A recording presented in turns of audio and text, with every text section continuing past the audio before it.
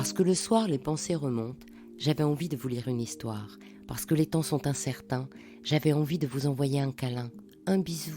Alors je vous propose le bijou, comme un bisou du soir. Il était une fois les bijoux qui soignent. Depuis toujours, les pierres ont fasciné les hommes qui leur prêtent des vertus. Après tout, les premiers hommes vivaient dans des cavernes de pierre et utilisaient des silex et des quartz pour se nourrir, se chauffer, s'éclairer. Par ailleurs, les monuments comme les pyramides d'Égypte, les menhirs de Bretagne ou de Stonehenge ou encore le Taj Mahal soulignent combien, à travers le temps, l'humanité charge l'élément en pierre de sentiments de vénération. L'utilisation des propriétés magiques des pierres est ainsi née dès le néolithique, probablement pour surmonter la peur devant les phénomènes et fléaux naturels.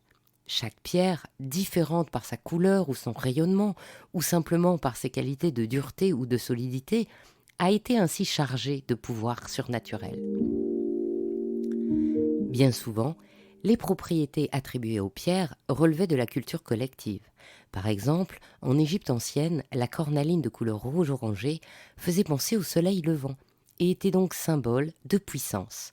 Tous les pharaons en ont sur leur plastron. En Inde, le bleu n'était pas considéré comme une couleur porte-bonheur. Les diamants bleus étaient délaissés, ce qui a permis à Louis XIV d'arborer son fameux diamant bleu. D'autant plus qu'en France, le bleu est la couleur de la royauté, le fameux sang bleu. À travers le temps, toutes les sociétés et les croyances ont utilisé les pierres et les gemmes comme symbole extérieur de richesse et de force, tant pour leur beauté que pour leur vertu. Par exemple, les diamants ont été l'apanage des rois de façon exclusive pendant de longues années. Encore aujourd'hui, on sait que les énergies dispensées par les minéraux ont une influence importante sur notre organisme. Mais si, voyez comme les eaux minérales vantent l'action de leurs composés minéraux bienfaisants. Les microparticules de minéraux divers que nous absorbons participent à notre santé. Bicarbonate de sodium, silicate d'aluminium et de magnésium, sulfate de sodium et de magnésium, oxyde de zinc et sulfate de cuivre, chlorure de zinc.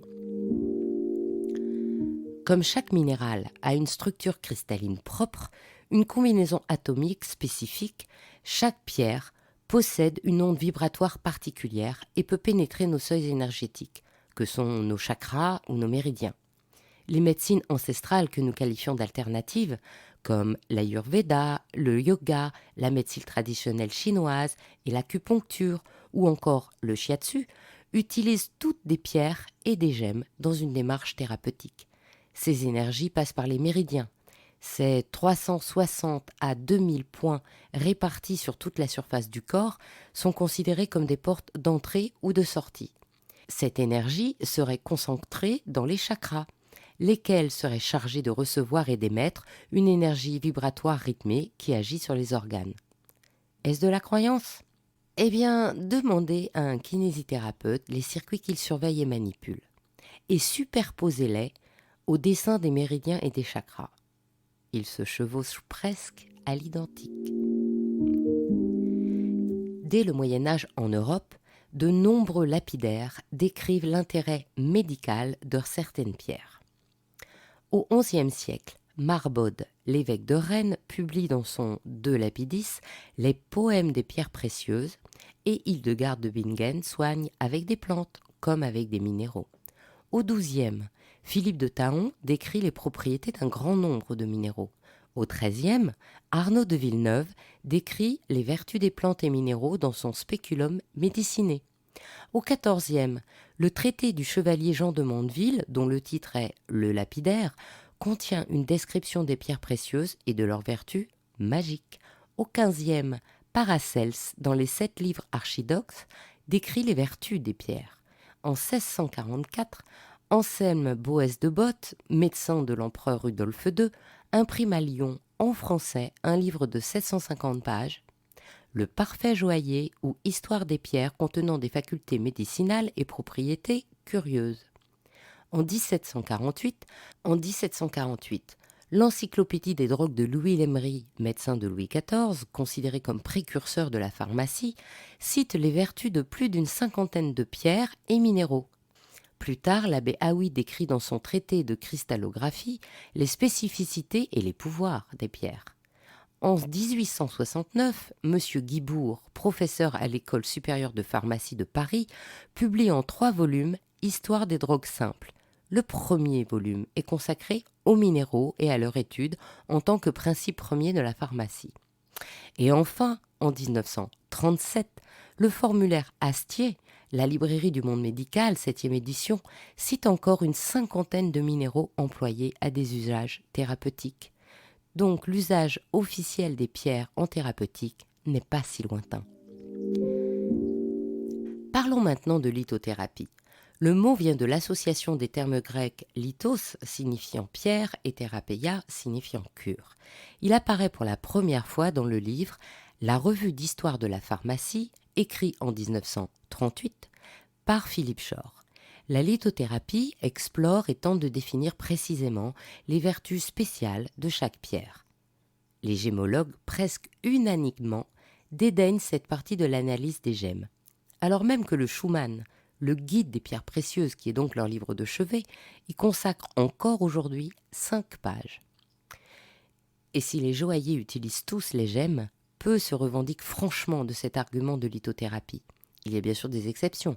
L'américaine Jackie Esch, qui a même sorti un coffret avec son livre A Gypsy Crystal Handbook for Magic Handling and Happiness. Chanel avait bien créé une collection talismans, ainsi que de bières. Cartier une collection amulettes, mais sans référence lithothérapique.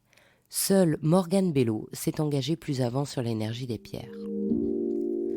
En joaillerie, j'aime la marque Soma, dont la créatrice organise des ateliers où l'on peut créer son propre mala, ce chapelet bouddhiste et tibétain traditionnellement composé de 108 perles afin de pouvoir compter les répétitions de mantras. Alexandra Soma, la créatrice, conçoit ses bijoux comme porteurs de sens, alliant la puissance de la lithothérapie et la mode, et conçus comme de véritables outils d'harmonisation du corps et de l'esprit. En haute joaillerie, la maison Hulse de Sophie Ollinger s'inscrit dans la lignée de la santé par les pierres. Elle sélectionne de magnifiques gemmes qu'elle garde brutes et qui s'enchâssent dans une sorte de capsule en or, avec ou sans diamant, afin de tenir la pierre sans sertie. La capsule est ajustée par scanner, avec un travail différent sur l'avant et l'envers, donnant ainsi un porté unique.